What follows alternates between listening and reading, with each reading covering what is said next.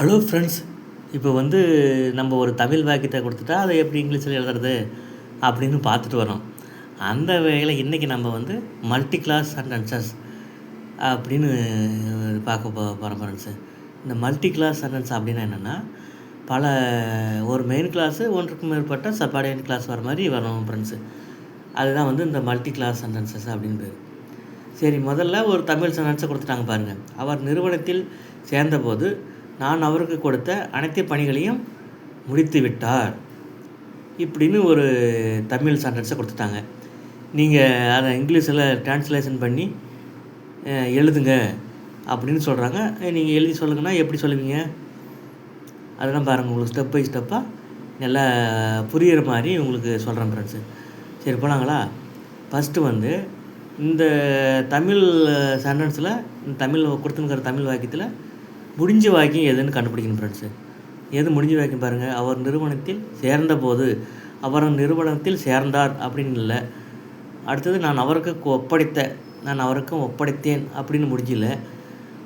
அவர் அனைத்து பணிகளையும் முடித்து விட்டார். இந்த முடித்து விட்டார்ன்ற வேர்பு தான் முழுசாக பொருள் முடிஞ்சிருக்குது ஃப்ரெண்ட்ஸு. இதுதான் முடிஞ்ச வாக்கியம் அல்லது மெயின் கிளாஸை இதை வச்சு எழுதிக்கிங்க ஃப்ரெண்ட்ஸ். ஸ்டெப் 1, அவர் அனைத்து பணிகளையும் முடித்து விட்டார் அல்லது முடித்து இருக்கிறார். அது என்ன tense friends? Present perfect tense. அதான் ஹேஸ் ப்ளஸ் V3 போட்டுக்கிறேன். அவர் அனைத்து பணிகளையும் முடித்து விட்டார்.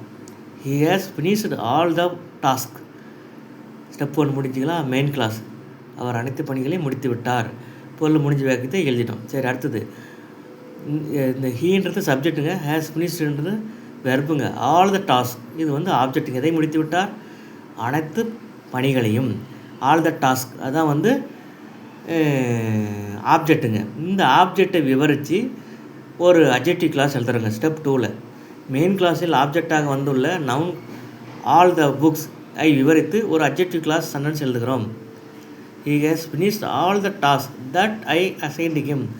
இந்த அனைத்து பணிகளை விவரித்து ஒரு அட்ஜெக்டிவ் கிளாஸ் தமிழில் அட்ஜெக்டிவ் கிளாஸ் வந்துருக்கு. என்ன வந்திருக்குதுங்க? நான் அவருக்கு ஒப்படைத்த அப்படின்னு இந்த அனைத்து பணிகளையும் விவரித்து ஒரு அட்ஜெக்டிவ் கிளாஸ் எழுதுகிறோம். All the task that I assigned him. All the டாஸ்க்ன்றது நவுனுங்க, தட்ன்றது ரிலேட்டிவ் ப்ரொனவுனுங்க, ஐன்றது சப்ஜெக்ட்டு, அசைன்றது வெர்புங்க. Noun, relative pronoun, subject verb. இந்த பேட்டர்னில் ஒரு அட்ஜெக்டிவ் கிளாஸ் எழுதுகிறோம். எதுக்கு? ஆல் த டாஸ்க் என்ற ஒரு நவுனை விவரிச்சு. அடுத்தது ஸ்டெப் 3, அட்ஜெக்டிவ் கிளாஸில் உள்ள வெர்ப் அசைன்டு அட்வர்பாக ஒரு அட்வர்ப் கிளாஸை எழுதுகிறோம். அந்த வெர்புக்கு அட்வர்பா.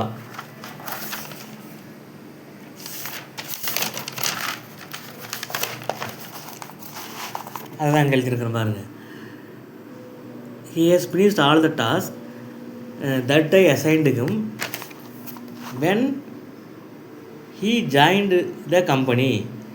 when he joined the company. இதுதான் இந்த அசைன்ட் என்ற வெர்புக்கு அட்வர்பாக ஒரு அட்வர்ப் கிளாஸு வந்திருக்குது. அப்போ இதில் இந்த இந்த தமிழ் சென்டென்ஸு ட்ரான்ஸ்லேஷன் பண்ண நம்மளுக்கு எப்படி கிடைக்குதுங்க? He has finished all the task, இது ஒரு மெயின் கிளாஸ்.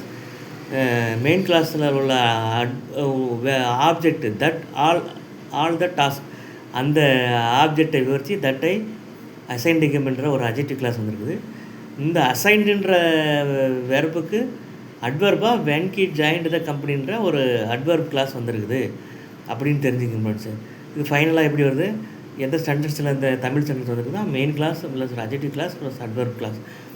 ஒரு மெயின் கிளாஸு 2 சபார்டினேட் கிளாஸ் ஒரு மல்டி கிளாஸ் சென்டென்ஸாக இது வருதுன்னு தெரிஞ்சுக்கணும் ஃப்ரெண்ட்ஸ். இப்போ தமிழில் எப்படி தமிழ் ஒரு வாக்கியம் கொடுத்ததோ அதை எப்படி ட்ரான்ஸ்லேஷன் பண்ணி இங்கிலீஷ் எழுதுன்னு தெரிஞ்சுக்கிங்களா? சரி, போகலாங்க. இது டைப் 1. அடுத்து டைப் 2. டைப் 2ல் ஒரு தமிழ் வாக்கியம் கொடுத்துருக்குறாங்க பாருங்கள்.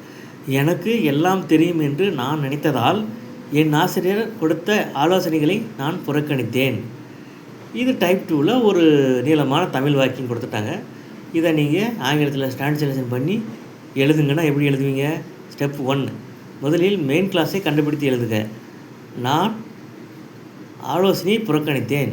ஐ இக்னோர்டு த அட்வைஸ். ஐன்ற சப்ஜெக்ட்டுங்க, இக்னோர்டுன்றது வெர்புங்க, த அட்வைஸ் ஆப்ஜெக்ட்டுங்க.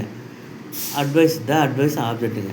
மெயின் ஸ்டெப் 2 மெயின் கிளாஸில் உள்ள ஆப்ஜெக்ட் நவுனை விவரித்து ஒரு அட்ஜெக்டிவ் கிளாஸ் சென்டென்ஸை எழுதுகிறோம்.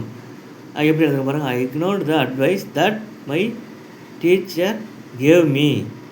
தட் மை டீச்சர் கேவ் மீன்றது ஒரு அட்ஜெக்டிவ் கிளாஸ். அட்வைஸ் என்ற நவுனை விவரித்து வந்திருக்குதுங்க. அடுத்தது ஸ்டெப் 3 மெயின் கிளாஸில் உள்ள வெர்ப் இக்னோருக்கு அட்வர்பாக ஒரு அட்வர்ப் கிளாஸை சென்டென்ஸை எழுதுகிறோம். I ignored that advice that my teacher gave me because I thought. புரிஞ்சுங்களா? அடுத்தது ஸ்டெப் 4 அட்வர்ப் கிளாஸில் உள்ள வெர்ப் தாட்டுக்கு ஆப்ஜெக்டாக ஒரு நவுன் கிளாஸை சென்டென்ஸை எழுதுகிறோம். I ignored the advice that my teacher gave me because I thought that I knew everything. இந்த தாட்டுன்ற வெர்புக்கு ஆப்ஜெக்டாக ஒரு நவுன் கிளாஸை எழுதுகிறோம். That I knew everything. That plus subject plus verb அந்த ஒரு நவுன் கிளாஸை எழுதுகிறோம். இப்போ ஃபைனலாக எப்படி வருதுங்க? ஃபைனலில் வந்து ஒரு மெயின் கிளாஸ் இருக்குதுங்க, ஒரு அட்ஜெக்டிவ் கிளாஸ் இருக்குதுங்க, ஒரு அட்வர்ப் கிளாஸ் இருக்குதுங்க. அடுத்தது வந்து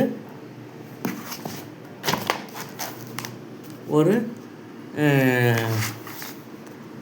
நவுன் கிளாஸ் என்னன்னு வருதுங்க. ஒரு மெயின் கிளாஸு, ஒரு அட்ஜெக்டிவ் கிளாஸு, ஒரு அட்வர்ப் கிளாஸு, ஒரு நவுன் கிளாஸ். நான் ஒரு மெயின் கிளாஸோட நான் 3 சப்பார்டினேட் கிளாஸ் சேர்ந்து வந்து ஒரு மல்டி கிளாஸ் சென்டென்ஸாக அது வந்துருக்குதுங்க. அப்போது அந்த அவ்வளோ பெரிய தமிழ் சென்டென்ஸை எப்படி நீங்கள் இங்கிலீஷில் ட்ரான்ஸ்லேஷன் பண்ணுறதுன்னு நீங்கள் கற்றுக்குனீங்க. இதையும் ஒரு 2-3 டைம் போட்டு பாருங்கள் ஃப்ரெண்ட்ஸு. அப்போ தான் உங்களுக்கு வந்து புரியும். புரிஞ்சுங்களா? நன்றி.